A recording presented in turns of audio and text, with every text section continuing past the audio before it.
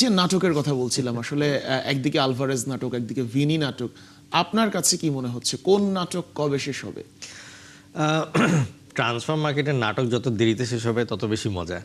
কারণ শেষ দিন পর্যন্ত গিয়ে যখন প্লেয়ার কে কাকে নিবে, কেন নিবে, কোন পজিশনের জন্য নিবে, এইগুলো নিয়ে যখন একটু আর কি ক্লাবগুলোর মধ্যে দ্বন্দ্ব সৃষ্টি হয়, তখন যে জিনিসটা হয় যে এর মধ্যে অনেক না জানা নাম হঠাৎ করে উঠে আসে এবং হঠাৎ করে দেখা যায় একটা চমকপ্রদ কোনো সাইনিং হয়। তো সেই হিসাবে আমি বলবো যে নাটক চলতে থাকুক, যত বেশি নাটক চলবে দর্শক হিসেবে, অ্যানালিস্ট হিসেবে আর পুরো মিডিয়া হিসেবে আমাদের জন্য এই জিনিসটা খুব ভালো যে আমরা আলোচনা করতে পারবো ফুটবলটা নিয়ে। মানে আপনি আপনার ব্যবসায়িক স্বার্থের কথা বলছেন? ব্যবসায়িক স্বার্থে না, ঠিক বলবো যে আমার ফুটবলের যে ফ্যান ইন্টারেস্টের জায়গা থেকে বলছি। তাহলে যে জিনিসটা হয় যে ফুটবল ট্রান্সফারও যে এক ধরনের বড় একটা নিউজ, বড় একটা এজেন্ডা ইউরোপিয়ান মার্কেটে, তো এই জিনিসটা আসলে দেখতে খুব ভালো লাগে। কারণ আসলে নর্মালি আমাদের দেশে বা আমাদের এইদিকে সাউথ এশিয়া তো এই জিনিসটা খুব একটা স্বাদ পাওয়া যায় না। তো এইটার কারণে ইউরোপিয়ান ফুটবল এত বেশি জমজমাট। আচ্ছা, এই যে নাটকের কথা বলছিলাম, ভিনি নাটক আসলে শেষ পর্যন্ত কোথায় গিয়ে থামবে বলে আপনার কাছে মনে হয়? আচ্ছা, ভিনির ব্যাপারটা এখানে বেশ কিছু জিনিসগুলো আসলে ওতপ্রোতভাবে জড়িত, তো যার কারণে আসলে একটু কমপ্লিকেটেড হয়ে গেছে। প্রথমত যে জিনিসটা, যে ভিনির কন্ট্রাক্ট হচ্ছে এখন 2026-27 সালের এই সিজনটা, এটাই আর কি এক মৌসুম বাকি আছে। এখন এক মৌসুম বাকি থাকতে কেন রিয়াল মাদ্রিদ এত বেশি তোড়জোড় করছে?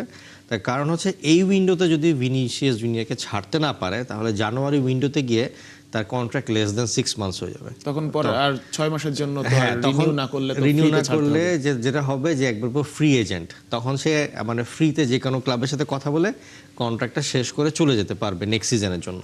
সো যার কারণে রিয়াল মাদ্রিদের জন্য একটা বড় অঙ্কের অ্যামাউন্ট যদি কোনো ক্লাব থেকে পেতে হয়, তাহলে এই উইন্ডো থেকে তাহলে আসলে পেতে হবে। এটা হচ্ছে রিয়াল মাদ্রিদের জায়গায় একটা বড় সমস্যা। এখন সেকেন্ড অপশন হচ্ছে রিয়াল মাদ্রিদ থেকে রাখতে চায় কি চায় না। এখন বর্তমানে হচ্ছে ভিনিসিয়াস জুনিয়র রিয়াল মাদ্রিদে বাৎসরিক 17 মিলিয়ন ইউরোতে আর কি তার বেতন ঠিক আছে, এবং আপাতত ভিনিসিয়াস জুনিয়রের ডিমান্ড হচ্ছে 30 মিলিয়ন ইউরো, অলমোস্ট ডাবল। এখন রিয়াল মাদ্রিদ 22 মিলিয়ন পর্যন্ত তাকে অফার করেছে যে বছরে। এখন এই 22 থেকে 30 রিয়াল মাদ্রিদ যাবে কিনা বা ভিনিসিয়াস জুনিয়র নিজে কমাবেন কিনা, এইখানে আসলে আলোচনাটা আটকে আছে। কারণ যত বেশি 30-এর কাছাকাছি যেতে পারবে, এজেন্টের ফিওটা বাড়তে থাকবে, এজেন্টও এখান থেকে বেশি কমাতে পারবেন। তো এই কারণে এজেন্টের একটা ইন্টারেস্ট থাকবে যে এই বেতনটা যাতে আর কি 30 মিলিয়ন যায়। একটা কথা যদি বলি যে রিয়াল মাদ্রিদ তো আসলে ওই ধরনের নেগোসিয়েশনে খুব কমই যায়, রোনালদোকে পর্যন্ত ছেড়ে দিয়েছিল বেতন ইস্যুতে। তো সেইখানে কি আপনার কি মনে হয় মানে ভিনির ডিমান্ড শেষ পর্যন্ত ফিল আপ করবে রিয়াল? আমার কেন জানি মনে হয় যে এখানে যেহেতু 22-এ এসছে, আমার মতে সর্বোচ্চ 25 পর্যন্ত হয়তো যেতে পারে। কিন্তু একেবারে যদি জিনিসটা ডাবলের কাছাকাছি চলে যায়, তাহলে হ্যাঁ হয়তো ভিনিসিয়াস জুনিয়রকে সাইন করাতে পারবে, কিন্তু এটা একটা ব্যাড এক্সাম্পল সেট করবে বাকি প্লেয়ারদের জন্য। তখন দেখা যাবে যে স্কোয়াডের বাকি সবাইও আসলে একটু পারফরমেন্স করলে ডবল বেতনের জন্য আর কি ডিমান্ড করা শুরু করবে। সেটা তাদের ফাইন্যান্সিয়াল স্ট্রাকচারটা আসলে ব্রেকডাউন করবে। সো এদিকে আবার আরেকটা বড় ফ্যাক্টর হচ্ছে যে এবার রিয়াল মাদ্রিদের কোচ হচ্ছে হোসে মরিনহো, এবং হোসে মরিনহোর যে ধরনের খেলার সিস্টেম, সেই হিসাবে সে প্রথাগত একেবারে লেফট উইং রাইট উইং এরকমভাবে প্লেয়ার নিয়ে খেলে না। সে ফ্রন্ট থ্রি এমনভাবে খেলায় যাতে প্লেয়ারগুলো নিজেরাই তাদের মধ্যে ইন্টারচেঞ্জ করে খেলতে পারে। তো এই ক্ষেত্রে এই সিজনে হয়তো এরকমও দেখা যেতে পারে যে এমবাপ্পে হয়তো একটু লেফট উইংয়ে খেলে কাটব্যাক করে একটু ভিতরে ঢুকবে। সো যার কারণে হয়তো এখানে যে জিনিসটা হবে যে ভিনিসিয়াস জুনিয়রের ওই রকম যে দরকারটা হয়তো আসলে প্রয়োজন পড়বে না। তো যার কারণে এখানে হয়তো চেঞ্জ করতেও পারে শেষ মুহূর্তে, এটাও একটা ফ্যাক্টর হয়ে দাঁড়াতে পারে। আবার অন্যদিকে যে জিনিসটা আর কি রিপোর্টে দেখছিলাম যে আর্সেনালকে নিয়ে কথা হচ্ছে তার কারণ হচ্ছে যে আর্সেনালের যে লেফট উইঙ্গার ছিল, এখন এই গত সিজনে তারা যে চ্যাম্পিয়ন হলো লিগে, তাদের বেসিক্যালি লেফট উইং থেকে খেলেছিল হচ্ছে বেলজিয়ান যে লিজান্ডো ট্রসার্ড, আর একজন হচ্ছে মার্টিনেলি। বা ট্রসার্ডই আর কি বেশ বলতে গেলে আর কি সময় পুরাটা খেলতো, মার্টিনেলি একটু চেঞ্জিংয়ে আসতো আর কি। হ্যাঁ, এখন ট্রসার্ড চেঞ্জ করে চলে গেছে হচ্ছে বেসিকটাসে, যে কিনা গ্যালাতাসারাইতে। এখন ওইরকমভাবে একবারে আউট অ্যান্ড আউট উইঙ্গার আসলে আর্সেনালের একজন দরকার লেফট উইংয়ে, যেটা কিনা আর্সেনালের এই মুহূর্তে নাই। আর ভিনি হলে তো নিশ্চয়ই ভিনি হলে একেবারে পারফেক্টলি ফিট করে আর কি আর্সেনালের স্কোয়াডের সাথে। সো যার কারণে আর্সেনালের এখন যদি দেখেন যে এই সিজনে যদি তাদের আর কি পুরাটা চিন্তা করা হয়, তারা লিগ জিতে গেছে, এখন তাদের নেক্সট অধরা স্বপ্নটা হচ্ছে চ্যাম্পিয়ন্স চ্যাম্পিয়ন্স লিগ জেতা। তো সেটার জন্য থেকে আপনাকে স্কোয়াডটা ওই লেভেলে নিতে হবে। সো এই মুহূর্তে আসলে আর্সেনাল দুইটা প্লেয়ারের সাথেই কথা বলছে, এক হচ্ছে ভিনিসিয়াস জুনিয়র আর একটা হচ্ছে তারই সতীর্থ ব্রুনো গ্যামিরেজ। সো ব্রুনো গ্যামিরেজ আশা করি হয়তো শেষ পর্যন্ত সাইন হয়েই যাবে, মিডফিল্ডটা স্টেবল হয়ে যাবে, কিন্তু লেফট উইংটা এখনো একটু দরকার আছে। আমি বলবো যে ভিনিসিয়াস জুনিয়র বা ওই লেভেলের একজন প্লেয়ারকে। আর এই যে মানে ভিনির কথা তো বললাম, নাটক নিয়ে অনেক আলোচনা হলো, আরো একটা নাটক চলছে, সেটা হচ্ছে বার্সা ভার্সেস আতলেতিকো মাদ্রিদের সাথে হুলিয়ান আলভারেজকে নিয়ে। এইটা আসলে কি মনে হচ্ছে, মানে কোনটা বেশি জটিল? আমি বলি যে ভিনির রিয়াল ছাড়া নাকি আলভারেজের বার্সায় জয়েন করা? আমি বলবো এই ক্ষেত্রে আলভারেজের বার্সা জয়েন করাটা একটা একটু কঠিন হবে, মানে কঠিন বলে অনেক কমপ্লিকেটেড, তার কারণে একসাথে অনেক কিছু জিনিসগুলো আসলে ইন্টারকানেক্টেড। এখন ইন্টারকানেক্টেড কিভাবে, যে আপনার ইংলিশ প্রিমিয়ার লিগে আপনি চাইলে একটা প্লেয়ারকে ঠুস করে সাইন করিয়ে নিতে পারেন, কিন্তু লা লিগার ক্ষেত্রে অনেকটা একটা প্লেয়ারকে ছাড়তে হয়, হ্যাঁ ফাইন্যান্সিয়াল একটা ব্যারিয়ার থাকে, প্লাস আপনার একটা প্লেয়ারকে ছাড়তে হয় আর একটা প্লেয়ারকে কিনতে গেলে স্কোয়াডের ওই ব্যালেন্সটা রাখতে হয়, ওইটা একটা নির্দিষ্ট নিয়ম আছে লা লিগার। তো সেই হিসাবে এখন আপনি যদি হুলিয়ান আলভারেজকে নিতে চান, সবচেয়ে বড় সমস্যা হয়ে গেছে যে এখানে সে হচ্ছে অ্যাথলেটিকো মাদ্রিদের প্লেয়ার, এবং অ্যাথলেটিকো মাদ্রিদের প্লেয়ার মানে এখন বার্সা অ্যাথলেটিকো মাদ্রিদ তারা হচ্ছে একেবারে বলবো যে টপ লেভেল বা টপ টায়ারের হচ্ছে দুইটা রাইভাল টিম, মানে একে অপরের সাথে লিগ জেতা নিয়ে আর কি চলে তাদের দ্বন্দ্ব। তো সেই ক্ষেত্রে একটা রাইভাল টিমকে কখনোই তাদের বেস্ট স্ট্রাইকারটাকে আর কি আসলে দিয়ে দিবে না। কিন্তু এখানে ব্যাপার হচ্ছে বার্সেলোনার কাছে আছে আবার ফেরান টরেস। সো ফেরান টরেসও আবার যদি থাকে তাহলে সেই ক্ষেত্রে হুলিয়ান আলভারেজ আসলে জিনিসটা এক ধরনের নেগোসিয়েশন, একটা ঝামেলা তৈরি হবে। আর এদিকে আবার পিএসজিও চাচ্ছে হচ্ছে ফেরান টরেসকে। সো এখন ফেরান টরেস যদি মুভ করে পিএসজিতে, তাহলে যেই টাকাটা পাবে আসলে বার্সা, আই থিঙ্ক তখন Barca will be able to buy Julian Alvarez, এবং একটা জায়গা যেহেতু ফাঁকা হচ্ছে তো সেই জায়গাটায়। তো এখন বার্সেলোনার এটা একটা বড় সমস্যা, কারণ সিজনের শুরুতে লেন্ডাওস্কি চলে গেছে, সেখানে হ্যারিকেনকে নেওয়ার চেষ্টা করেছে, হ্যারিকেন আসেনি কারণ সে বায়ার্ন মিউনিখে থাকবে। সো এখন একটা আউট অ্যান্ড আউট স্ট্রাইকার পাওয়া খুব দরকার বার্সেলোনার জন্য। আচ্ছা, ফেরান তোরেসের কথা বলছিলেন, ফেরান তোরেসের নাটক তো আবার দেখলাম যে গত 2-1 দিন ধরে খুব বেশি শুরু হয়েছে, বিভিন্ন ধরনের কথা বলছে, কমেন্টগুলো নিয়ে যদি একটু কথা বলতেন তোরেসের। হ্যাঁ, মানে ফেরান টরেসের ব্যাপারটা হচ্ছে কি, ফেরান টরেস আপনার বার্সেলোনাতেও সেকেন্ড স্ট্রাইকার, মানে মেইন স্ট্রাইকার হিসেবে ওরকম ভাবে খেলেনি গত কয়েক সিজন, এবং এখন আসলে সে সব সময় স্ট্রাইকার হিসেবেও খেলেনি। তো এখন সে চাচ্ছে মেইন স্ট্রাইকার হিসেবে খেলতে। এখন এদিকে পিএসজি যে তাকে চাচ্ছে, পিএসজিও কিন্তু তাকে মেইন স্ট্রাইকার হবে না। পিএসজি তাকে চাচ্ছে, তার একটাই কারণ হচ্ছে যে পর্তুগিজ যে স্ট্রাইকার গনজালো রোমেস সে এসি মিলানে মুভ করেছে। সো যার কারণে সেকেন্ড স্ট্রাইকারের স্পটটা এখন খালি আছে। মেইন স্ট্রাইকার তো ডেম্বেলেই থাকবে, কিন্তু সেকেন্ড স্ট্রাইকারের জন্য তারা ফেরান টরেসকে চাচ্ছে, কারণ লুইস এনরিকে আবার ফেরান টরেসের সাথে এর আগে কাজ করেছে স্পেনে অন্যান্য টিমে। সো যার কারণে এখন ফেরান টরেসকে সবাই সেকেন্ড স্ট্রাইকার হিসেবে চিন্তা করছে, কিন্তু এর মধ্যে ফেরান টরেস আসলে এমন একটা অপশন খুঁজছে যেখানে সে মেইন স্ট্রাইকার হিসেবে খেলতে পারে। ফাইনালের গোলটা, হ্যাঁ, এই জন্য তারও একটু ডিমান্ড বেড়ে গেছে, এবং এজেন্টরা এই ফাইনালের গোলটাকে আসলে এক ধরনের বিক্রি করার একটা চেষ্টা করছে, যে তার ভ্যালুয়েশনটা আর কি বাড়ানোর চেষ্টা করছে। কিন্তু আসলে কি একটা গোল দিয়ে টোরেসকে আপনি মানে ভ্যালু অ্যাড করতে পারবেন? ধরেন এই ফুটবলের যে ট্রান্সফার মার্কেটে একটা গোল, হ্যাঁ, একটু হলেও একটু ভ্যালুয়েশন অ্যাড করে, যে একটা প্লেয়ার মানে ওই রকম ফাইনালের মতন একটা জায়গায় যখন আপনি বারবার ওই গোলটা প্রদর্শিত হচ্ছে, বা ওই প্লেয়ারের যে ওই সময় গোল দেওয়ার যে একটা এবিলিটি তৈরি হয়েছে, এবং সে যে গোল দিয়ে পুরো স্পেনকে জিতিয়ে নিয়ে এসছে, তার ভ্যালুয়েশন আগের থেকে অবশ্যই বাড়বে। কিন্তু ফেরান টরেসকে আপনি যদি ইন্ডিপেন্ডেন্টলি অ্যাজ এ প্লেয়ার চিন্তা করেন, আমি বলবো যে এখনও তার ভ্যালুয়েশন ওই হাই লেভেলে যায়নি যে তাকে আসলে ওই রকমভাবে সব ক্লাব নিয়ে কাড়াকাড়ি করবে। সো আই থিঙ্ক এখানে সেকেন্ড স্ট্রাইকার হিসেবেই চিন্তা করবে, বাট এর মধ্যে আসলে এজেন্টরা যতটুকু পারবে চেষ্টা করবে প্লেয়ারের ভ্যালুয়েশন বাড়ায়, তার ট্রান্সফার মানি বা তার হচ্ছে স্যালারিটা যদি একটু বাড়ানো যায়। সো এইটারই আসলে একটা যুদ্ধ চলছে যে কিভাবে তার ভ্যালুয়েশনটা বাড়ানো যায়। তো আসলে মানে কোথায় গিয়ে শেষ হবে? যে নাটকের কথা বলছিলাম, ভিনিত তো একটা সমাধান দিলেন, আলভারেজেরটা আসলে মানে আপনি বললেন যে ফাইন্যান্সিয়াল যে স্পেস ফাঁকাটা, এরপরেও যে মানে আতলেতিকোতেও আসলে মানে কি মনে হচ্ছে, আতলেতিকো কি আসলেই তাকে রাখতে চাচ্ছে নাকি দাম বাড়ানোর চেষ্টা করছে? আপনার কাছে কোনটা বেশি?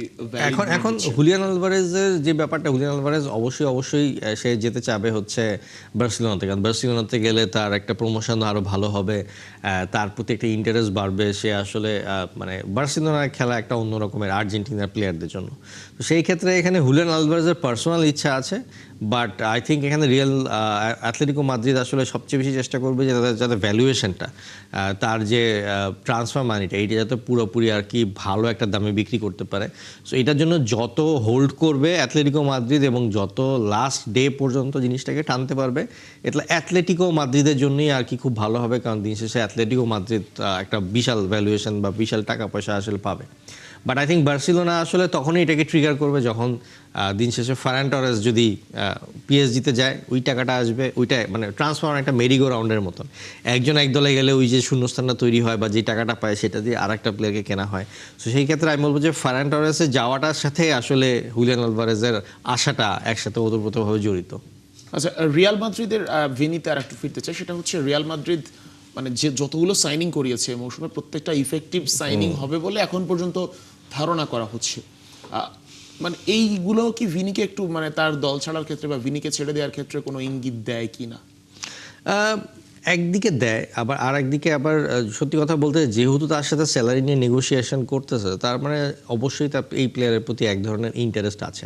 বাট যে জিনিসটা হয় যখন একটা নতুন কোচ আসে তখন একটা নতুন ধরনের সেট অফ মাইন্ড নিয়ে আসে, নতুন সেট অফ গেম প্লে নিয়ে আসে। এখন ভিনি কি হোসে মরিনোর যে একেবারে এফেক্টিভ ফুটবলের প্রতি সে একবারে নিবেদিত হয়ে সেভাবে সে তার পজিশনিং বা খেলার ধরন চেঞ্জ করবে কিনা, এই জিনিসটা আসলে ভিনিকে ডিসাইড করতে হবে। এখন যেহেতু ভিনির সামনে একটা অপশন ক্রিয়েট হয়েছে, আই থিঙ্ক এখন সে হয়তো এটাও চিন্তা করতে পারে যে প্রিমিয়ার লিগে গেলে কিন্তু আবার একটা প্লেয়ারের যে ভ্যালুয়েশন বা প্লেয়ারের প্রতি যে মানে পুরা দর্শকদের যে একটা নজর, এটা কিন্তু আবার অনেক বেড়ে যায়। আপনি রিয়াল মাদ্রিদের চেয়েও বেশি আমি বলবো কোনো কোনো ক্ষেত্রে রিয়াল মাদ্রিদ থেকেও বেশি, কারণ সবচেয়ে বেশি লিগ এর ম্যাচ দেখা হয় পুরো ওয়ার্ল্ড ওয়াইড হচ্ছে প্রিমিয়ার লিগ। সো প্রিমিয়ার লিগে একটা প্লেয়ারের যে খেলা সেটা তার পার্সোনাল প্রোফাইলটাকে অনেক বেশি উন্নত করে। যদিও রিয়াল মাদ্রিদ অবশ্যই একটা বড় ক্লাব, কিন্তু ওই যে সবাই কিন্তু স্প্যানিশ লা লিগাটা ওভাবে দেখে না, কিন্তু বিশ্বজুড়ে সব দেশই কিন্তু প্রিমিয়ার লিগটা দেখে, এবং সেক্ষেত্রে আর্সেনালের খেলা তখন মানুষজন আরও নিয়মিত দেখা শুরু করবে,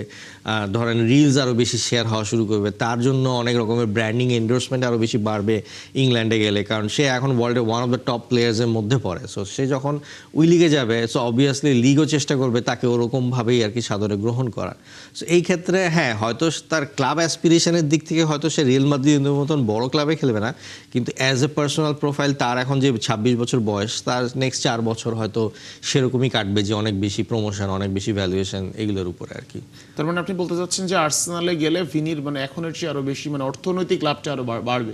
অর্থনৈতিক অ্যাজ এ প্লেয়ার স্যালারি বা প্লেয়ারদের ওই ব্যাপারগুলো হয়তো বাড়বে না, কিন্তু অন্যান্য যে ব্র্যান্ড এন্ডোর্সমেন্ট বলেন বা হচ্ছে ইমেজ রাইটসের যে ব্যাপারগুলো বলেন, তো সেইগুলো আরও বেশি বাড়বে, এবং মানে যত বেশি আরও বড় বড় ব্র্যান্ড হয়তো তার সাথে যুক্ত হওয়ার চেষ্টা করবে, যেগুলো কিন্তু ব্রিটিশ ব্র্যান্ডগুলো যেগুলো আছে যারা কিনা অনেক বেশি ইনভেস্ট করে, তো সেই ক্ষেত্রে একটা জিনিস বাড়বে। আর প্রিমিয়ার লিগের যেসব নিয়মকানুন আছে এইগুলোর মধ্যে দিয়ে প্লেয়ারদের ইমেজ রাইটস বা ভিডিও রাইটসের থ্রুতে তারা আরও বেশি আর্নিং করার একটা সুযোগ পায়। আর অবভিয়াসলি যেহেতু পাউন্ডে সে কামাবে, সো অবভিয়াসলি এটার প্রতি আরেক ধরনের এক্সট্রা ফ্যাক্টর তো সে থাকবেই, সেখানে আরও বেশি কামাবে কনভারসেশনের থেকে, কারেন্সি কনভারসেশনের দিক থেকে। আচ্ছা, রিয়াল মাদ্রিদ আর একটু ফিরতে চাই, সেটা হচ্ছে মানে দীর্ঘদিন ধরে একটা আলোচনা ছিল যে মানে রিয়াল মাদ্রিদে অনেক দিন ধরে আর্জেন্টাইন কোনো ফুটবলারকে দেখা যায় না। এর মধ্যে আবার নিকো পাজ চলে গেল, মাস্তান্তুনোকে আনার পরে অনেক বেশি আলোচনা হয়েছিল যে এবার দেখা যাবে, কারণ মাস্তান্তুনো লিগে অনেক ভালো করছিল, তাকেও আবার লোনে পাঠাতে হলো বা ছেড়ে দিতে হচ্ছে আপাতত। মানে কেন আসলে মাস্তান্তুনোর ডিলটা বা মাস্তান্তুনোর ব্যাপারটা আপনি কিভাবে দেখছেন? না, আসলে আমি বলবো যে মাস্তান্তুনো আসলে খুবই এখনো বয়স অনেক কম, তার বয়স মাত্র 18 এখন এই মুহূর্তে, এবং আসলে 18 বছর বয়সী একটা প্লেয়ারের হুট করে এত বড় ক্লাবে গিয়ে ধাতস্থ হওয়াটাও আসলে অনেক বড় একটা ফ্যাক্টর। যদি এরকম হতো সে রিয়াল মাদ্রিদের একাডেমি থেকে উঠে এসেছে, তার জন্য হয়তো অ্যাডাপ্ট করাটা অনেকটা ইজি হতো, বাট হঠাৎ করে আর্জেন্টিনা থেকে স্পেনে যাওয়াটা অনেকটা ধরেন যে কালচারাল শকের মতন, অনেক কিছু নতুন জিনিস আপনি শিখছেন এত কম বয়সে, তার উপর আবার রিয়াল মাদ্রিদের প্রেশার, মিডিয়ার প্রেশার, ফ্যানদের প্রেশার। সো আমি বলবো অনেক ক্ষেত্রে হয়তো মেন্টালি সে জিনিসগুলো হবে সাইকোলজিক্যালি আর কি জিনিসগুলোকে নিতে পারেনি। বাট এখন তাকে চিন্তা করা হচ্ছে, এবং তাকে যেটা করা হচ্ছে যে তাকে কিন্তু সরাসরি যে বিক্রি করে দেওয়ার চিন্তা করা হচ্ছে, তাকে লোনে পাঠানো হচ্ছে। হ্যাঁ, ফিওরেন্তিনা এখন পর্যন্ত ইন্টারেস্টেড আছে। তো ফিওরেন্টিনা যদি যায় তাহলে আমার মনে হয় যে সেখানে এসে একটা ভালো একটা স্পেস পাবে। ইটালিয়ান লিগে সে হচ্ছে যেহেতু একটু ডিফেন্সিভ খেলা হয়, সে যেহেতু অ্যাটাকিং মিডফিল্ডার, সে আর একটু ফ্লারিশ করার চেষ্টা করবে এবং আর্জেন্টাইনদের রেকর্ড ইতালিয়ান লিগে ভালো সবসময়। বেশ ভালো। আমরা সবসময় জানি যে আপনার বাতিস্তুতা বলেন বা অন্যান্য যেসব আর্জেন্টিনা নিজেও ফিওরেন্টিনায় খেলেছিলেন, তো যার কারণে ফিওরেন্টিনা গেলে ওই আর্জেন্টাইনদেরকে সাদরে গ্রহণ করার যে এক ধরনের ব্যাপারটা আছে, সেটা আসলে ফিওরেন্টিনার ওই দলটার আছে, ওই শহরটার আছে। সো আই থিঙ্ক ওইখানে গেলে সে একটু ভালো ডেভেলপ করে আবার ফেরত আসলে ভালো হবে। থ্যাংক ইউ আহমেদ শেখ, আজকে আমাদেরকে এখানেই শেষ করতে হচ্ছে। জি, থ্যাংক ইউ। দর্শক, এই ছিল এখনকার খেলা যোগে সরাসরি সংবাদ আর অনুষ্ঠান দেখতে চোখ রাখুন ৭১-এর ফেসবুক পেজ এবং সাবস্ক্রাইব করুন ৭১-এর ইউটিউব চ্যানেলে। সঙ্গে থাকুন ৭১-এর।